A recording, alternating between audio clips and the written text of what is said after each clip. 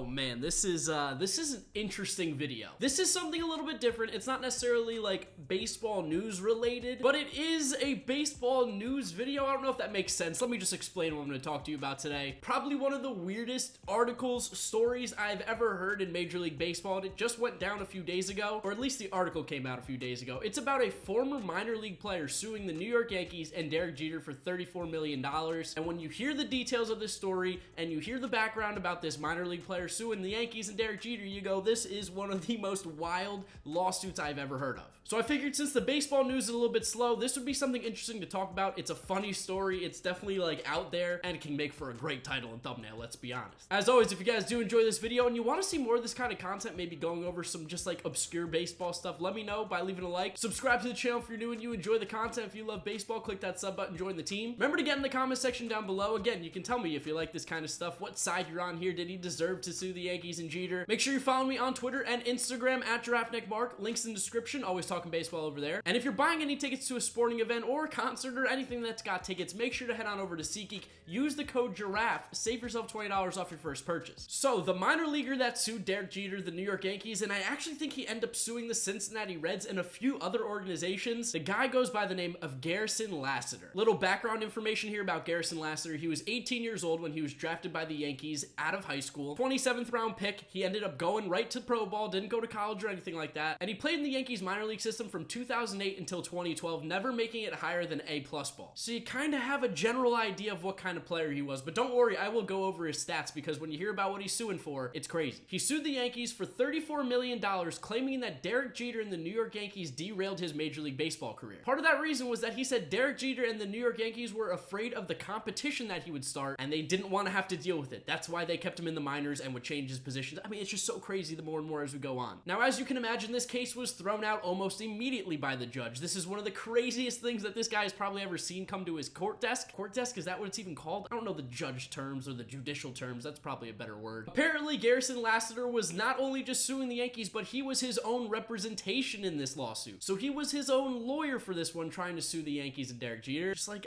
as it goes on and on, you feel bad for this guy almost, because clearly something's going wrong in his life right now and he's trying anything. He was cutting out newspaper clippings, scouting reports, letters, anything that he could find that could help make his case prove that the Yankees and Derek Jeter were afraid of competition and purposely screwing over his career to be a Major League Baseball player. He was interested in doing it. The exact words he used were to protect the career of Derek Jeter. Now, you guys know I'm not a huge Yankee fan, but I don't think Derek Jeter needs any protecting of his career. Now, yes, defensively, Derek Jeter way overrated, but let's be honest, the guy was still a Hall of Fame player. He's a no doubt first ballot guy, in my opinion. I don't think that there was ever a need to protect his legacy or protect his career. I mean, he's won tons of World Series, over 3,000 hits, the most hits, I think, in Yankees history, one of the best Yankee players of all time. There's no need to protect that career. I mean, the dude was pretty much flawless. Lassiter then goes on to say that it was blatantly obvious that Derek Jeter controlled the New York Yankees organization. Wow, crazy stuff. And he insisted that Yankees employees libeled and slandered against him in order to help derail his career because, of course, he was this shining star in the minor. And this was all to protect the career of Derek Jeter. Keep that in mind. The Yankees didn't care about winning. They didn't want to have better players in better positions. All they cared about was protecting Derek Jeter's career. That's not a good foot to stand on, especially when you look at Lassiter's stats, which let's go take a look at them now in the minors. Like I said, he played 4 seasons in the minors from 2008 to 2012. 2008, he only played in 6 games in rookie ball, not great numbers. 2009 was his first full season, played 75 games, an OPS of 669, batting average of 262, on base 332, and slugging 337. He had a total of 15 extra base hits and 267 at-bats, striking out 74 times, walking 23. Not a great year. 2010 comes along and he plays 66 games, hitting 0 homers, 4 doubles and a triple, and 211 at-bats, a 209 batting average with a 320 on base, 237 slugging, and a 557 OPS. 237 slugging. He had 5 extra base hits and over 200 at-bats. That is not good. That's like the writing is on the wall there. That basically says, yeah, this guy's not gonna cut it. But you know what? The Yankees kept him around for 2 more years. He should have been cut. He should have never played professional baseball again after that season. Horrendously bad season. The Yankees kept him around and did actually look decent in 2011. 2011, he hit 1 homer, a triple, and 10 doubles and 212 at-bats, but he did hit 274 with a 355 on base, a 344 slug, and gave him an OPS at 700. Still wasn't good. good, pretty terrible, honestly. But that's a massive improvement on what we saw in the previous years, especially considering he had a slugging percentage of .237. Then 2012 was the final year for him, where he only played in 24 games, 3 extra base hits in 82 at-bats, 195 average, 250 on base, 256 slugging, 506 OPS. Like, this guy, he wasn't very good in the minors. He made it that far, which is incredible on its own feet. Not a lot of people get to be in minor league baseball. But I don't think that the Yankees were going out of their way to protect the career of Derek Jeter because of you. I don't think anybody was afraid that you were going to take over Derek Jeter's role. You were in the minors for 4 years, and you were a lifetime .244 hitter with a .326 on base, .302 slugging, and a .628 OPS. Those numbers don't translate at any position, anywhere in baseball, for any league. You're not cutting it, especially the major leagues, and taking over from Derek Jeter, which is just not happening. So I do feel a little sympathy for the guy, because clearly he's just like on the down and outs, and he's trying to find anything to go his way. Just didn't go about it the right way. He said he's broke, living in his car, which is a terrible situation. He blew through the signing bonus he got in 2018, which was $675,000. So clearly the guy,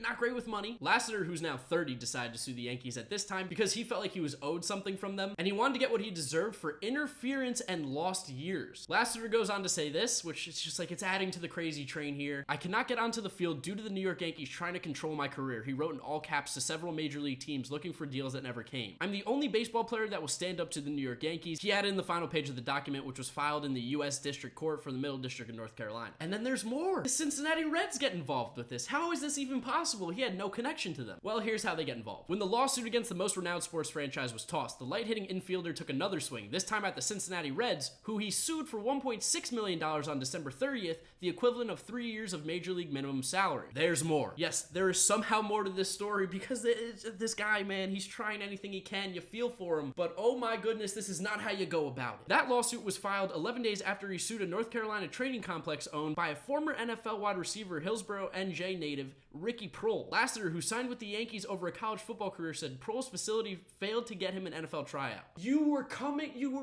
I can't even wrap my head around this. The dude was drafted out of high school and is now suing a facility for not getting him an NFL tryout because he felt that he should have had an NFL career. But you chose to be an MLB player, weren't successful at it, so now you're suing a facility in New Jersey because they didn't get you an NFL tryout. Like, this doesn't even make sense. I don't know if you guys watch It's Always Sunny in Philadelphia. Great show, by the way. But if you do you remember the episode with Charlie in the mailroom, Pepe Sylvia? This is kind of what it feels like. This guy's just got strings all over his house trying to attach any sort of story to a team or to a company to try to get any money possible, and he is falling flat on his face. This is one of the craziest stories I've ever seen. Lassiter then had one more attempt that he wanted to try. Yeah, I know there's more. It's just like, it keeps going. In January 2018, he wrote a letter to the Texas Rangers GM at the time, John Daniels. Here's what he said. I'll never play for the New York Yankees, a team that doesn't understand the importance of giving respect to the players that help the organization win. These are the facts, big dog. You said big dog in a letter to a Texas Rangers general manager to try to maybe get on their team? I don't understand what is going through your head. You put big dog in there. And did you think that you were helping the Yankees win in A-ball hitting .220? Oh, there's so much wrong with this. There's so much wrong, and I don't want to just completely take a dump on the guy. It seems like he's down and out. But when you do something like this, I mean, this is great content. One of Lassiter's managers in low A-ball in Charleston had something to say, Aaron Ledesma, and this is what he had to say. Offensively, he was okay. He was below average, not much power, didn't really hit for a high average. Speed-wise, he was below average. Interestingly enough, he was actually teammates with Gary Sanchez, Kyle Higashioka, and Tommy Kahnle, who are now currently on the Yankees, of course. Ledesma continued to say this. He had good size, but I think his lack of footwork kept him from playing shortstop, and I believe the Yankees moved him over to third base, which I don't think he was happy about. He tried to make it as a third baseman, and he just didn't have the bat to play that position, which is part of the thing that Lassiter was saying was the problem that the Yankees, were keeping him out. They changed his position. They weren't putting him in the right spot, giving him enough playing time to succeed. But this isn't middle school baseball. This isn't your town rec league. This is minor leagues. This is even more elevated than high school, which, by the way, not everyone plays in high school even. This clearly feels like a guy who thinks everybody deserves a trophy, and that's just not how it works in the real world. And now he's blaming it on someone else for him not being good enough to get that playing time. Listen, I understand some people can get screwed out of situations, but it looks like this guy just didn't have what it takes, and he's blaming it on everyone else but himself. That's not okay. If there's anything to take away from from this video, take that away. Don't be blaming other people for your problems when you need to take a look at yourself sometimes and go, maybe it's me. Because clearly with Garrison Lassiter, it was him. Oh my goodness, Lassiter said this. I didn't even realize this part. I think I completely forgot this of the article, but Lassiter considers himself a mix of Corey Seager and Brandon Whedon? What kind of mix is that? Okay, so here's why he considered him that mix. He said Corey Seager's making about $17.46 million. That's what he figured the Yankees owed him because of what Seager had made. And then he came up with another $11.6 million roughly because of what Brandon Whedon would have made. I don't even understand where to go with this. Oh my God, this guy was a problem even after the Yankees cut him. So after the Yankees cut him, he decided he was going to go back to college and try to play college football. Actually made to the University of Miami, which is pretty interesting, redshirted at quarterback. Never appeared in a game and was kicked out of the program because he tried to rally the team to make him the starter against what the head coach said. That got him out of the program. And I think here's probably the last thing we need to end it with here, because this is where the story just goes absolutely crazy and you go, okay, this man's lost it. Which I think I've probably said a lot in this video, but I mean, this takes the cake. He also claimed he wanted another $5.6 million because of a basketball career he was never able to pursue. Lassiter never played basketball. Don't even know if he was good in high school or if he played it, but he wanted $5.6 million from the Yankees because they stopped him from pursuing his professional basketball career. Oh man. This is rough. So that's the story of Garrison Lassiter, the former minor league baseball player of the New York Yankees, suing them for $34 million